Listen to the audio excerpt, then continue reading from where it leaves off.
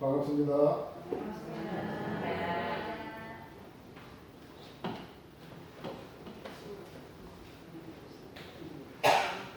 요즘은 출산율이 다 좋은 것 같아요.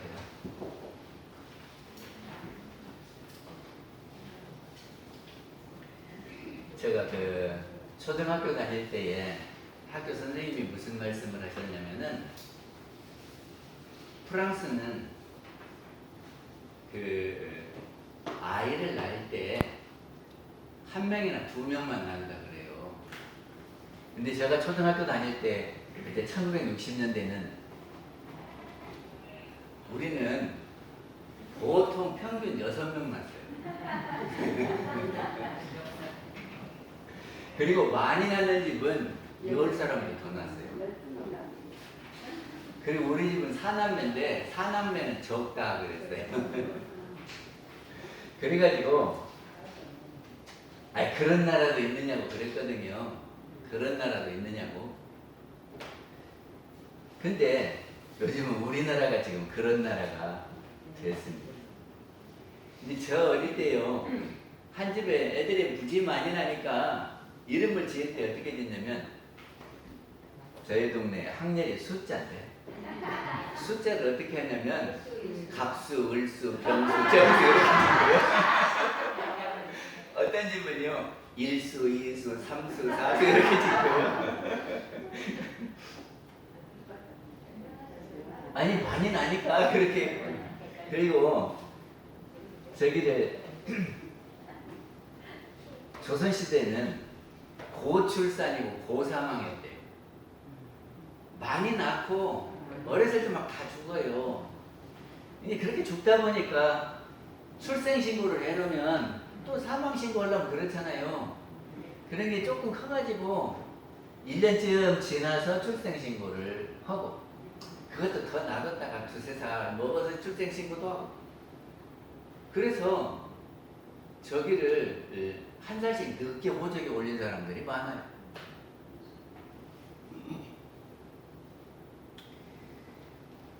근데 우리나라가 1985년도에 보면은 부부간에 자녀 낳는 것이 1.7명이었대요. 이게 둘이 1.7명을 만들었으면 계속 그렇게 하면 줄어지겠죠. 저기가 그리고 지금은 현재는 얼마를 낳냐 그러면 둘이 0.84명 낳는다네요. 그러니까는 둘이 하나를 낳아도 하나도 안 낳는다는 이야기예요. 그게 결혼 안 하고 산 사람도 많고요, 하나 낳고 많은 사람이 많다는 얘기예요. 그래가지고 앞으로 이 인구가 계속되면은 이제 다 노인들만 있고 젊은 사람이 없어서 큰일이다 요새 그러거든요. 근데 또 옛날에는 아들 낳으려고 그렇게 했었어요. 근데 자꾸 딸 낳으면은 어쩌냐면은 이름을 그렇게 줘요. 이제 딸 그만 낳으라고 딸금이. 그리고 순금이. 여자는 순이라고 짓잖아요. 그게 순금이. 그리고 이제 털어버리라고 털이. 이름을 그렇게 줘야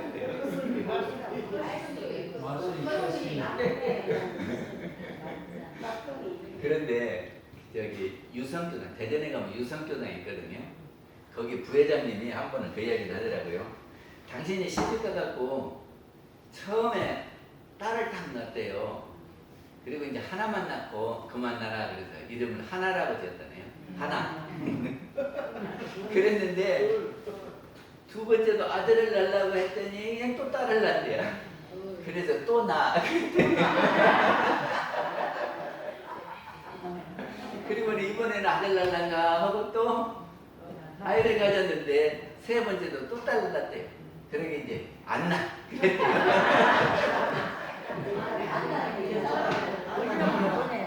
그래도 옛날에는 어떻게라도 아들 하나 해보겠다고 또 저기를 했대요.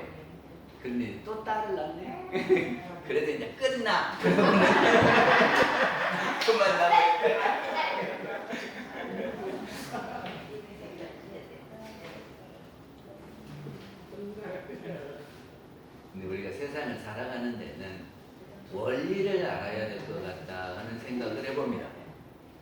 이순신 장군이 명랑해전에서 배를 12척, 그러다가 한 척이 더 왔어요. 그래서 13척이 됐거든요. 그러니 이순신 장군이 선조대왕한테 신에게는 12척의 배가 있습니다 그러잖아요.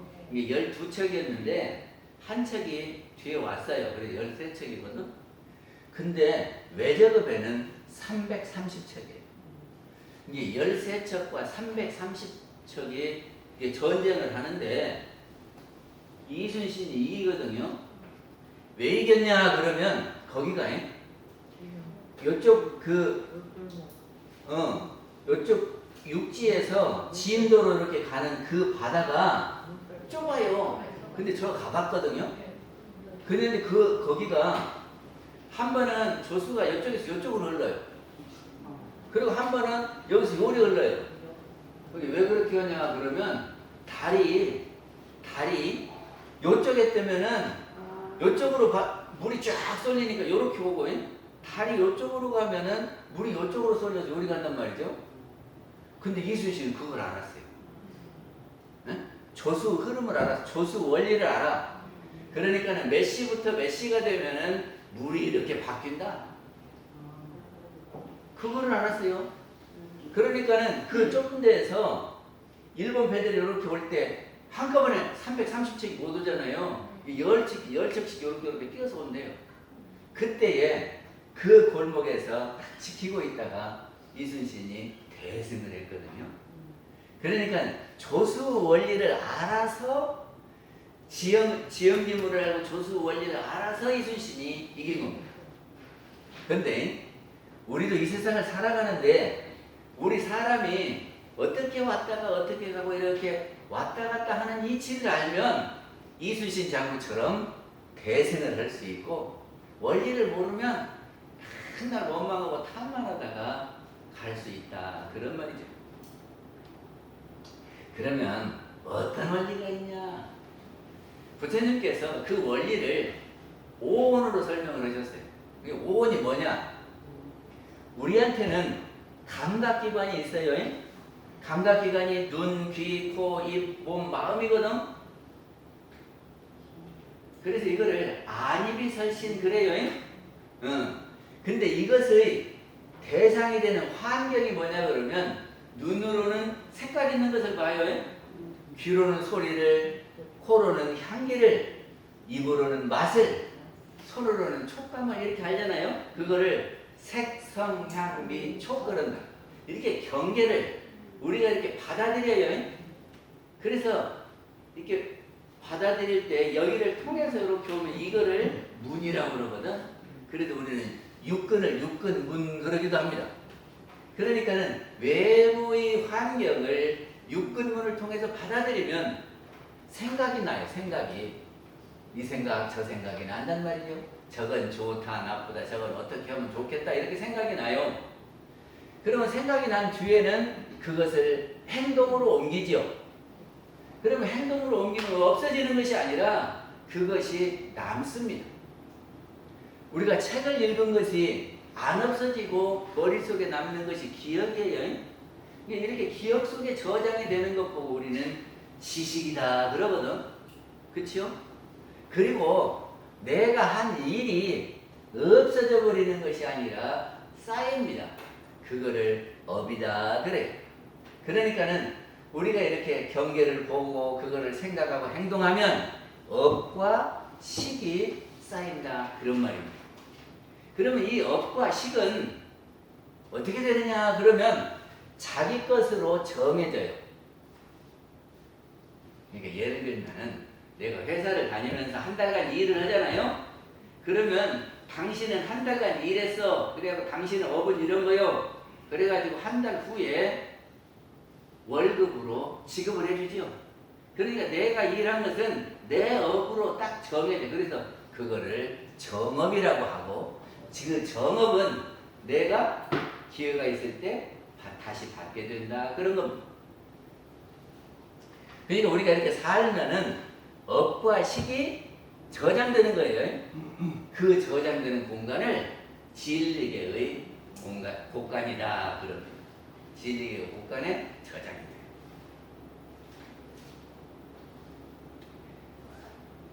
그리고 우리가 죽으면 어떻게 될 거냐? 죽으면요 깜깜한 데 간다 그러거든요. 그러면 깜깜한 데서는 앞이 깜깜하니까 제대로 길을 모르겠죠. 이게 허우적거리고 자기는 실컷 바르게 간다 그러는데 나중에 보면 잘못 가기도 하고, 예? 그리고 안 보이니까 구렁텅이에 빠지기도 하고 그렇단 말이죠. 근데 그 깜깜한 데를 불을 켜가지고 가면은 환하게 밝히고 갈 수 있죠. 그리고 또 우리가 여행을 할 때는 여비가 필요합니다. 그렇죠? 여비가 있으면 가고 싶은 대로 다 가잖아요. 그래서 우리 영혼이 깜깜한 데 갔을 때 등불을 켜고 여비를 갖고 가고 하는 것이 뭐냐 그러면, 불을 밝히는 것은 지혜의 등불이고 마음의 등불이고, 여비는 복을 지은 것이 여비가 된다 그럽니다. 그러니까 우리가 내생길을 찾아갈 때요 어디로 가냐 그러면 지가 평상시 원하는 데를 찾아가요. 네? 원하는 데를. 내생에 내가 무엇에 대해서 어떻게 가야 되겠다 한 사람들은 그쪽으로 방향을 잡습니다. 근데 아무 생각도 없이 가버리면은 이렇게 뚜리뚜리 어디로 갈지를 모르는 거예요. 여기 내생에 우리 어디로 가려고 하는 거를 딱 정하셔야 돼요. 내가 내생에는 이런 쪽으로 가봐야 되겠다 하고 정하시면은 그쪽 방향으로 방향을 잡습니다. 근데 방향 잡는다고 다 가는 것이 아니고 깜깜한데 그냥 가면은 자기는 거리 가고 싶어도 방향을 알지 못해서 엉뚱한 곳으로 가고, 또 자기는 그쪽으로 가고 싶어도 여비가 없으면 그림에 떡이요. 나 저기 가고 싶은데 해도 돈이 없으면 못 간다 그런 말이죠. 어찌요? 우리 유럽 여행 하고 싶지요. 근데 돈이 없으면 그림에 떡이요. 아이고, 나도 한번 가면 좋겠는데 돈이 없어서 뭐 그러잖아요. 그러니까는 이렇게 내생길을 가는 것은 첫째가 원이고, 그리고 그 원을 해가 받쳐줘야, 환히 알아야 가지 깜깜하면 못 가고, 그리고 지어는 복이 있어야 간다 그럼. 이것이 원리요. 이게 우리가 삶의 원리는 오으로 나타나고, 내생길을 찾아가는 것은 원과 해와 복이 있어야 우리는 내생길을 잘 간다 그런 겁니다. 근데 원은 세우면 돼요. 자기가 원을 세우면 돼. 내생길은 내가 이렇게 가야 되겠다 하고 마음을 먹으면 된다 그런 말이죠. 근데 마음을 먹는 것도 저기 사람마다 다르더만. 근데 그 마음 먹은 것이 가치가 있는 마음도 있고 가치가 없는 결심도 있어요. 그러니까 보람 있는 일을 내 생에는 좀 해봐야지 하는 그런 원을 세웠으면 좋겠고, 두 번째, 해는 어떻게 쌓이냐 그러면 해는 마음의 등불을 어떻게 켜냐 하는 것이거든요. 마음의 등불이 어떻게 해야 켜지겠습니까? 마음에 대해서 밝다, 영에 대해서 밝다 하면은 어떻게 해야 밝아지나요? 이렇게 생각하면 쉬워. 제가 컴퓨터를 아침에 이렇게 하다가 인쇄가 안 돼요. 응? 그러면 인쇄가 안 되면 깝깝해요. 주번을, 회번은 찍어야 되겠는데 안 되면 깝깝하잖아요. 깜깜이요. 어떻게 할 줄 몰라. 근데 거기다가 시간 투자를 하고 연구해보고 물어보고 그러면 컴퓨터에 대해서 밝겠습니까? 어둡겠습니까? 그리고 어른들 가만히 보면은 스마트폰을 갖고 좋은 기능이 있는데 사용을 안 하시더라고. 네? 몰라서 안 하시지. 근데 왜 모르냐 그러면 시간 투자를 안 해 거기다. 그러니까 시간 투자를 많이 하신 분들은 밝고, 그러니까는 영에 대해서 밝으려면 영에 대해 투자를 해야 돼요. 그리고 영이 가는 길을 잘하려면 영로를 밝히는데 투자를 해야 돼요. 에? 그러지 않겠어요? 그러니까는 내 생길을 가는데 이 육신이 가는 게 아니고 영혼이 가는 거거든요. 그러니까 영은 어떤 것이고 영이 어떻게 해서 길을 잘 가고 이 영이 가는 길은 어떻게 된다 하는 거를 공부를 해야 된다는 말이죠. 시간 투자를 해야 환히 밝아져서 내 생길이 환히 열린다. 그런 거예요. 그러니까 우리가 해를 밝히려면은 경전도 읽어보고 그리고 이렇게 일요일날 와서 법문도 들어보고 그리고 다른 사람들하고 이야기도 해봐야 돼요. 너는 어떻게 생각하냐? 나는 이렇게 생각한다. 그래서 이렇게 서로 주고받고 얘기도 해보고 그리고 가만히 앉아서 자기 영을 자기가 이렇게 관조해보는 거예요. 딱 바라봐. 그러면 아 이것이 영이구나. 그래서 이거를 운전해 가는구나. 이렇게 알면 되는 겁니다. 그 다음에 복은 어떻게 쌓이는 거냐?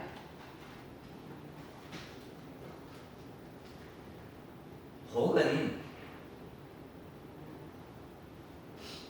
보시를 많이 하면 어려운 일을 도와주면 복이 쌓이는 거지요. 그런데 그 김준영 교무라고 있었어요. 그 누구냐면 밴쿠버 교당 교무를 하러 그 교무가 가는데 한국에서 이제 나름으로 자기 살림살이가 다 있었대네. 근데 이제 밴쿠버 교당 교무 발령을 받으니까 이제 거기한테 전화를 해갖고 물어볼 거 아니요? 그러니까는 자기가 가지고 있는 거가 다 있더래요. 그러니까는 지금 여기가 갖고 있는 거를 하나도 갖고 갈 것이 없잖아요. 이게 태평양을 이렇게 건너서 카나다 밴쿠버를 가는데 이제까지 쓰던 모든 것이 그게 차도 있었고 뭐 닭이도 있었고 뭣도 있고 막 다 있었어. 이불도 있고 뭣도 있고. 그런데 밴쿠버 발령 가서 갈라 그러니까 다 정리를 할 수밖에 없더래요. 응? 이제까지 쓰던 거 다 놓고 가야지. 다 소용없어. 그래도 차도 팔아버리고 이제 저기도 이불도 다 줘버리고 언제 오는지도 모르는데 그걸 이렇게 어디다 쌓아놓고 있겠어요. 그래서 다 정리를 하고 가면서 자기가 생각해 보니까 이 태평양 하나를 건너는 것도 힘들 다 버리고 가는데 내 생길을 가는 데는 내가 무엇을 갖고 갈까? 어? 내 생에 가면 또 다 있어요. 그러니까 이 집 싸갖고 가는 것도 아니고 지금 뭐 갖고 가는 것도 아니고 하나도 못 갖고 간다니까. 아니 밴쿠버 교당 교무로 가는데 태평양 건너가면서도 다 정리하고 차도 다 팔고 갔는데 우리가 내 생길 갈 때는 하나도 못 갖고 가니까. 그럼 무엇을 갖고 가냐? 지어는 복. 그 지어는 복을 다른 말로 하면 업이요. 그러니까 우리가 오원으로 해서 이렇게 쌓아놓은 것이 좋은 것이면 선업, 안 좋은 것이면 악업 이러거든요. 근데 선업을 지어놓은 것을 내가 받을 때, 선업을 이게 내가 돌려받을 때는 그게 뭘까요? 내가 일해서 30일간 저장해 놓은 것은 좋은 일이요, 나쁜 일이요? 그러면 이렇게 월급 받는 것은 나한테 좋은 것이 오는 거죠. 그래서 선업을 지은 것은 나한테 반대로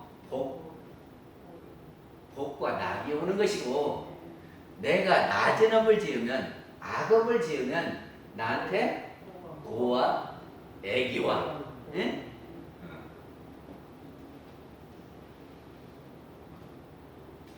정산동사님이 그러니까 그때는 딸을 많이 낳았으니까 딸 셋을 시집을 보낸 얘기를 했어요. 아니, 정산정사님 당신 딸 보낸 이야기가 아니고 얘기를 하신 거예요. 정산정사님은 딸 둘밖에 안 낳았어요. 딸 셋까지는 아버지가 딸 시집을 다 보내고 한 번은 벼 한 마리씩을 새 딸한테 보냈대요. 요즘도 친정 어머니는 그러더만 뭐 좋은 것이 있으면 딸한테 이렇게 보내지. 근데 그때는 보낼 만한 것이 별로 없어요. 그리고 먹고 살기도 힘들어. 근데 친정 아버지가 농사를 해가지고 벼 한 마리씩을 딸 집으로 이렇게 보냈어. 그랬더니 큰딸은 아버지가 나 어려운 줄 알고 보냈네. 그리고 찌어서 밥해 먹고 없애버렸어. 그리고 옛날에 그 아버지가 줬어. 그런 생각만 있는 거지. 두 번째 딸은 그 한 말을 아버지가 당신 드실 것도 안 드시고 나를 위해서 주셨으니 내가 어찌 이것을 내가 나를 위해서 찌어 먹을 수 있냐. 그리고는 선반에다 다 모셔놓고 오면서 가면서 우리 아버지 고맙다. 예? 이렇게 생각해서 벼 한 마리를 보내주고 그리고 들고 고맙고 그렇게 살았대요. 세 번째 딸은 그 벼 한 마리를 종자를 해가지고 농사를 지어서 많은 수확을 얻어서 자기도 먹고 친정 아버지한테 돌려도 주고 그러면서 살았대요. 우리가 딸이라면은 어떻게 할래요? 네 번째 딸.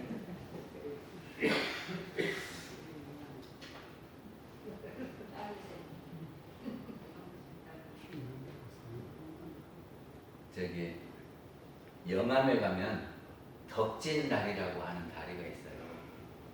근데 거기가 관광지로 개발이 돼서 많은 사람들이 영암에 가면은 덕진다리를 보고 간다네요. 근데 그 덕진다리가 무슨 다리냐 그러면 옛날에 큰 냇물을 건너야 돼요. 그래서 여기서 이제 이 징검다리를 쫙 놓아놓고 여기서 이렇게 건너가거든요. 근데 여기다가 주막을 짓고 장사를 하는 사람이 있었어요. 근데 그 주막집 주인 이름이 덕진이요. 그 덕진이가 어렸을 때부터 거기서 장사를 하는데 심성이 참 고왔대요.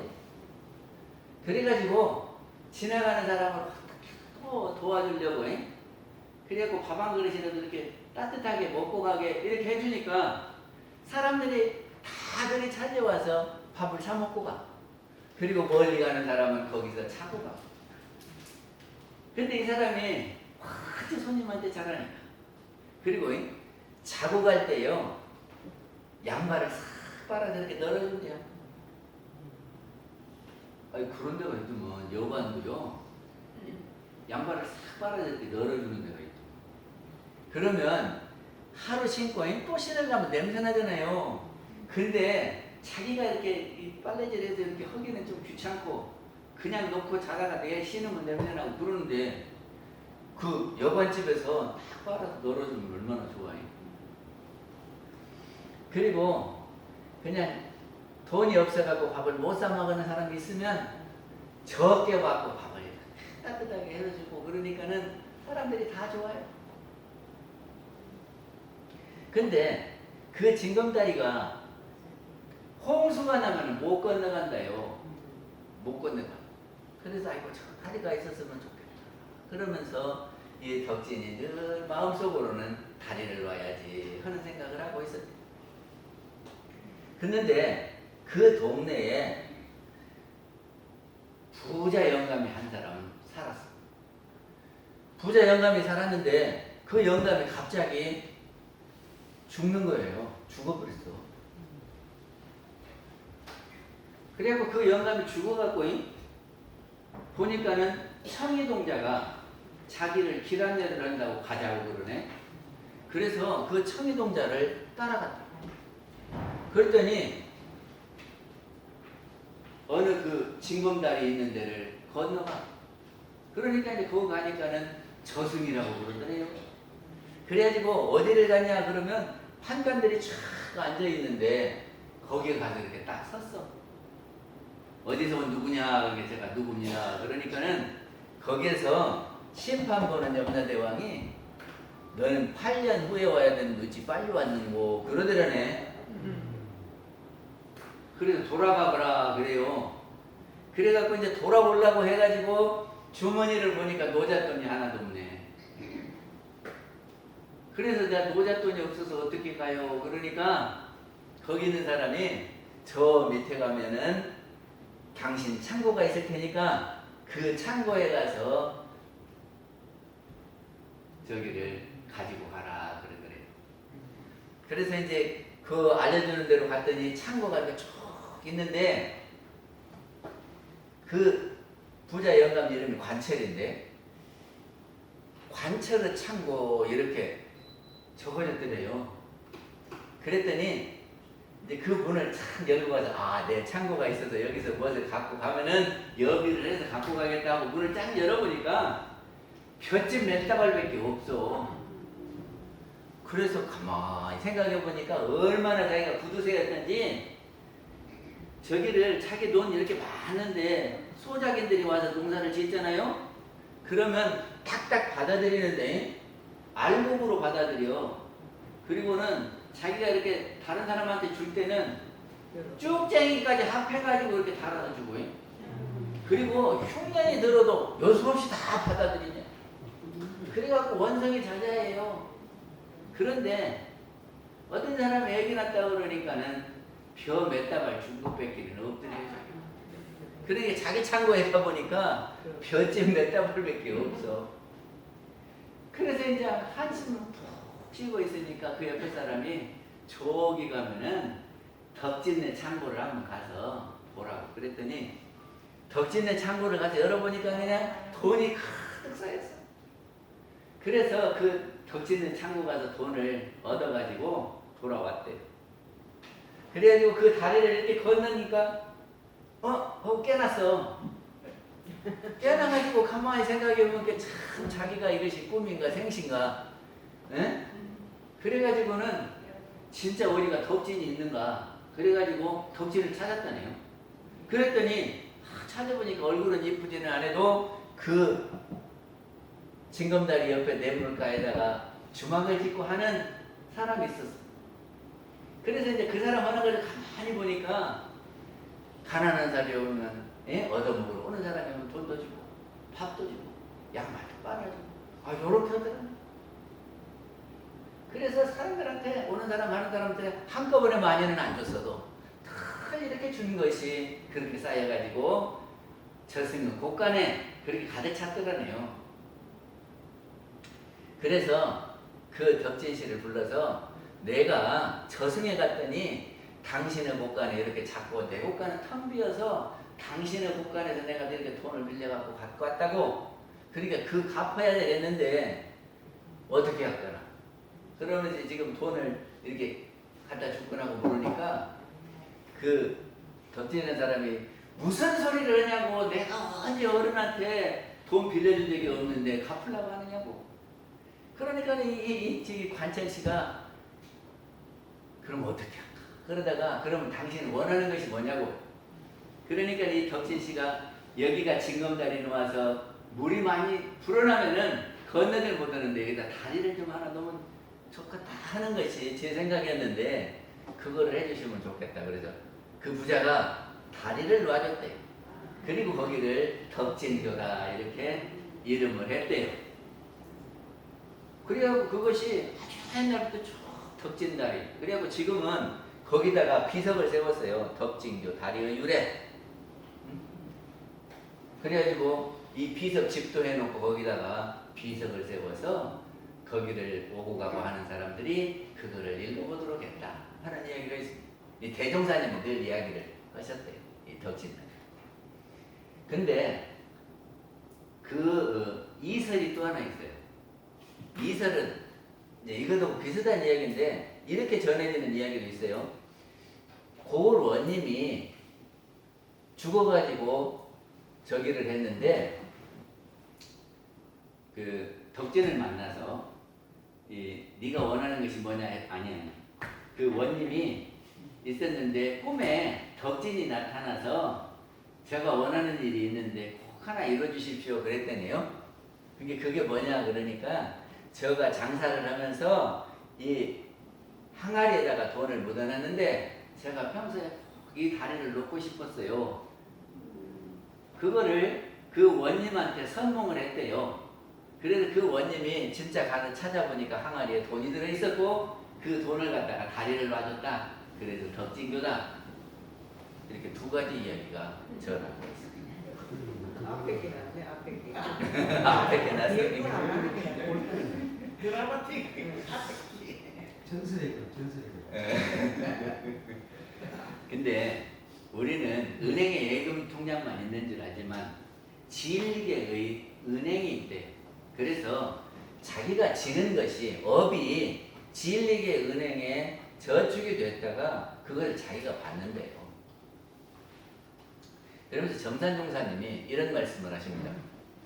우리가 짓는 것은 복을 짓는 것은 정신, 육신, 물질로 지어요. 근데 우리는 물질로 짓는 것만 생각해. 그래가지고 아이고 나는 돈도 없어서 짓고 싶은데 못 져요 하는 사람들이 있는데 물질로만 하는 것이 아니라 정신적으로 육신으로 해요. 육신도 아이고 늙어서 나 못해요. 그거 문제가 없어. 예? 마음으로 빌어주면은 그것이 공이 된다고 했거든요. 그건 할 수 있지요. 그렇게 해서 어려운 애들한테 이렇게 도와주면은 그것이 복이 된다 그랬습니다. 그런데 그거보다도 학교를 세우는 복이 더 크다 그랬거든요. 왜 그러냐면 이거는 한 사람한테 이렇게 가가지고 그 사람한테 복이 되지요. 근데 학교는 세워놓으면은 그 학교가 계속 있는 한 많은 사람들이 와서 글을 배우고 지식을 배우고 깨우쳐서 많은 좋은 일들을 하게 되잖아요. 그러니까 그 학교 하나 짓는 것이 한 번 이렇게 누구를 도와주는 것보다 그 공이 더 크다 그럽니다. 그러면서 교당을 하나 세워놓으면은 많은 사람들이 이 교당을 찾아와서 부처님의 법문을 듣고 마음이 편안해지고 또 바른 마음으로 가서 세상을 위해서 일을 할 테니까 그 공이 훨씬 크다. 그런 말을 했거든요. 그런 말씀을 하셨거든요. 그러니까 복을 짓는데도 어디다 투자할 것이냐 하는 것이 있는 거예요. 대종사님께서 교단품 24장에 무슨 말씀을 하셨냐면 내가 가게 하나를 열었는데 사람들한테 이렇게 물건을 줬대요. 예? 외상으로 줬어. 그랬더니 한 사람은 그놈을 가져다가 장사를 해갖고 많은 돈을 벌어가지고 외상값도 다 갚고 저도 잘 살고, 한 사람은 그놈을 물건을 가져가갖고 가만 놔두니까 손님이 와서 보고 하나도 안 사가니까 먼지만 팽팽 껴갖고 나중에 물건으로 반납하고, 한 사람은요 물건을 어디다 두었는지도 잊어버리고 그냥 물건값도 안 갚고 어디로 갔는지도 모르고 저도 가난하게 살더라. 대통령이 그 말씀을 하면서 이것이 무슨 말인지 알겠냐 그랬어요. 이것이 무슨 말입니까? 그때 대종사님 제자들은 다 이 답을 맞췄는데 그 말이 무슨 말이에요? 대종사님이 가게 하나를 열고 사람들한테 이렇게 물건을 대줬어. 물건을 대주면서 장사를 하라고 그랬더니 한 사람은 그런 거 갖고 자기가 써보기도 하고 사람들한테 다 선전하고 막 팔아. 그래가지고 외상값은 물론이고 자기도 잘 살고, 두 번째 사람은 그놈을 갖다 선반에다 올려놓고 원재만 탱탱 깨고 하나도 못 팔고 물건으로 도로 갖고, 그러니까는 본전은 했지. 그리고 한 사람은 그 물건이 어디로 갔는지 알지도 못하고 외상값도 안 갚고.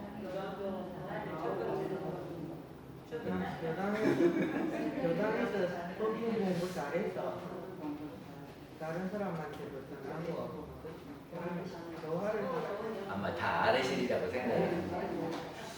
저기 천도품 35장에 이런 말씀이 있어요.